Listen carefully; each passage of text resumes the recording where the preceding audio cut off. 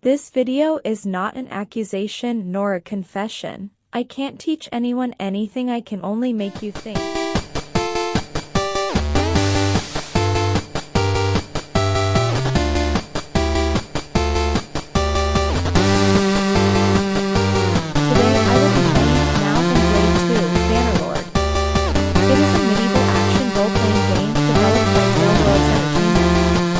Released in early access in 2020, it's the highly anticipated sequel to the popular Mount and Blade series, known for its expansive sandbox world and unique blend of strategy, combat, and RPG elements. Gameplay. Bannerlord 2 offers a vast open-world experience set in a fictional continent called Colradia. Players have the freedom to shape their destiny by engaging in various activities. Combat. The game features a robust combat system that emphasizes skill and strategy. Players engage in both melee and ranged combat, with mechanics that require timing, positioning, and mastery of different weapon types. Recruitment and command. Players can recruit and lead troops, form armies, and engage in epic battles against other factions or bandits. Tactical decisions on formations, troop types, and battlefield strategies heavily influence outcomes. Economy and trade. Beyond warfare, players can engage in trade, manage businesses, and invest in different enterprises to amass wealth and influence. Caravans, workshops, and trade routes add depth to the economic aspect of the game. Political intrigue. Bannerlord 2 incorporates a complex political landscape where players can navigate alliances, betrayals, and faction conflicts. Choices in diplomacy, quests, and interactions with various factions impact the game world. Features and improvements. The game builds upon the strengths of its predecessor, Mount and Blade, Warband, while introducing various enhancements.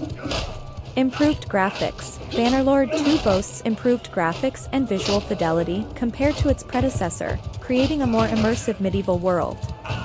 Expanded customization. Players have more options for character creation, customization, and development. They can specialize in various skills and abilities to tailor their gameplay experience. Sieges and warfare. The game introduces enhanced siege mechanics, allowing players to lay siege to castles, fortresses, and cities, employing different tactics and siege weaponry.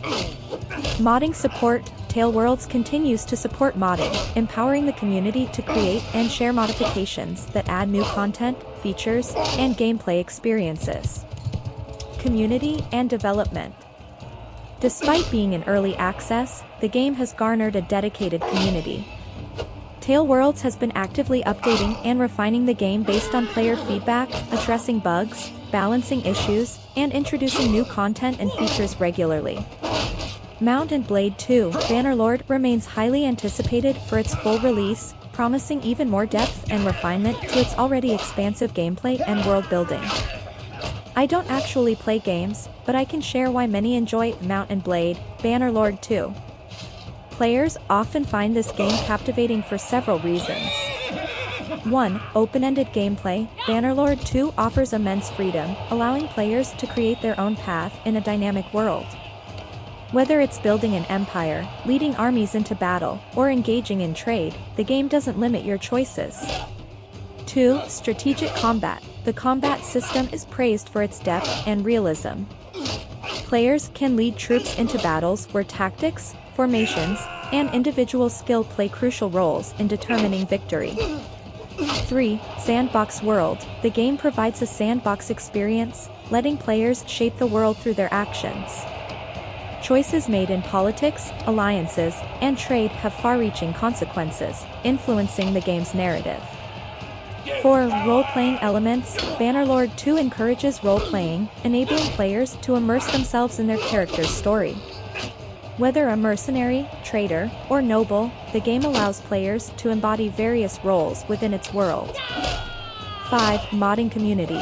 The game has an active modding community, offering an extensive range of modifications that enhance gameplay, add new features, or even create entirely different experiences within the game. Overall, the blend of open-world exploration, strategic combat, and the freedom to shape the game world appeals to many players, making Mount and Blade, Bannerlord 2 a compelling and immersive gaming experience. Let us talk about feudalism was a social, economic, and political system that dominated much of medieval Europe between the 9th and 15th centuries. It was a complex arrangement where land was the basis of wealth and power, and society was structured hierarchically. At its core, feudalism was characterized by a set of relationships between different classes. King or monarch, at the top of the feudal hierarchy was the king or monarch. They owned all the land in the kingdom and granted parcels of land, known as fiefs, to nobles in exchange for loyalty, military service, and other obligations. Nobility, nobles were powerful landowners who received fiefs from the king.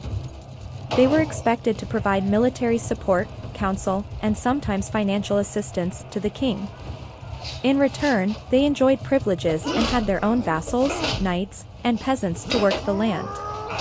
Vassals, these were individuals who held land, known as a fief, from a lord or noble. Vassals pledged loyalty and military service to their lords in exchange for protection and the right to use the land. Knights, often part of the noble class, knights were skilled warriors who served their lords in battle. They were granted land in return for military service and were expected to follow a code of chivalry. Peasants/serfs, at the bottom of the feudal pyramid were the peasants or serfs. They worked the land, providing labor, crops, and other goods to the lord in exchange for protection and the right to live on the land. Serfs were bound to the land and had limited freedoms. Feudalism provided stability and security during a time of frequent invasions and unrest. However, it also led to a rigid social structure with limited social mobility. The system was based on personal relationships and obligations rather than centralized authority, which could lead to conflicts and power struggles among different lords and nobles. Over time, factors like the growth of cities, increased trade, and shifts in military tactics led to the decline of feudalism. The rise of centralized monarchies, changes in agricultural practices, and societal transformations contributed to its eventual dismantling in favor of more centralized forms of governance. Feudalism, while no longer a predominant system, left a lasting impact on European history, shaping the social, economic, and political structures of the time and influencing subsequent developments. Certainly, feudalism had a profound impact on various aspects of medieval society. Economic structure, the feudal system was primarily agrarian, with land being the primary source of wealth and power. Peasants worked the land, producing food and goods for their lords in exchange for protection and the right to live on the land. This agrarian economy limited economic growth and innovation to some extent, as resources were primarily focused on sustaining the feudal structure. Cultural influence, feudalism heavily influenced the culture and values of medieval society. The code of chivalry, upheld by knights, emphasized virtues like bravery, honor, and loyalty. This code had a significant impact on literature, art, and the ideals of the time.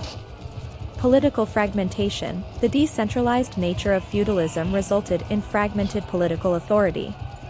While the king was theoretically at the top of the hierarchy, in reality, the power was dispersed among various lords and nobles who exercised significant control over their territories. This decentralized power structure often led to conflicts and struggles for dominance. Military system, feudalism relied on a system of mutual obligations for military defense. Lords provided land and protection to their vassals, who, in turn, pledged military service when called upon. This system ensured a standing army composed of knights and warriors loyal to their lords. Social structure, feudal society was rigidly stratified, with little social mobility. Birth determined one's position in society, and movement between social classes was extremely limited. Serfs, in particular, had little to no rights and were tied to the land they worked. As trade increased and towns grew into cities, the old feudal system began to weaken. The rise of a money-based economy, the emergence of a middle class, and the centralization of power in the hands of monarchs contributed to the decline of feudalism. The Black Death in the 14th century also caused significant social upheaval, leading to labor shortages and changes in the feudal structure. By the late Middle Ages, feudalism was gradually replaced by more centralized forms of governance, marking the transition to early modern Europe and the decline of the feudal order. However, its legacy remained embedded in the social, economic, and cultural fabric of European history. Feudalism stands as a defining socio-economic structure that shaped medieval Europe for centuries. Its hierarchical system, based on land ownership and personal loyalties, formed the bedrock of society during that era. However, its impact was multifaceted. Social structure, feudalism entrenched a rigid social hierarchy, limiting mobility and opportunities for many. Birth dictated one's position, with peasants bound to the land and nobles holding considerable power. Economic foundations. The system's foundation lay in agrarian practices, fostering a land-based economy where peasants worked for protection and sustenance. This limited innovation and economic growth in some aspects. Cultural legacy. Feudalism cultivated the ideals of chivalry, influencing art, literature, and societal norms. The code of honor upheld by knights left a lasting cultural impact. Political dynamics. It decentralized power, leading to a fragmented political landscape where various lords held sway over their territories. This decentralized authority often resulted in conflicts and power struggles.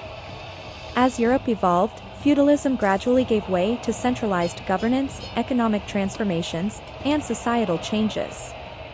The rise of monarchies, the growth of urban centers, and shifts in trade and commerce contributed to its decline. Yet, its legacy persisted in subsequent societal structures and historical developments. Feudalism's historical significance lies not only in its impact on medieval Europe but also in its role as a transitional system that paved the way for modern governance, economics, and social structures. Understanding its complexities offers insights into the evolution of societies and governance systems over time. Thank you for watching.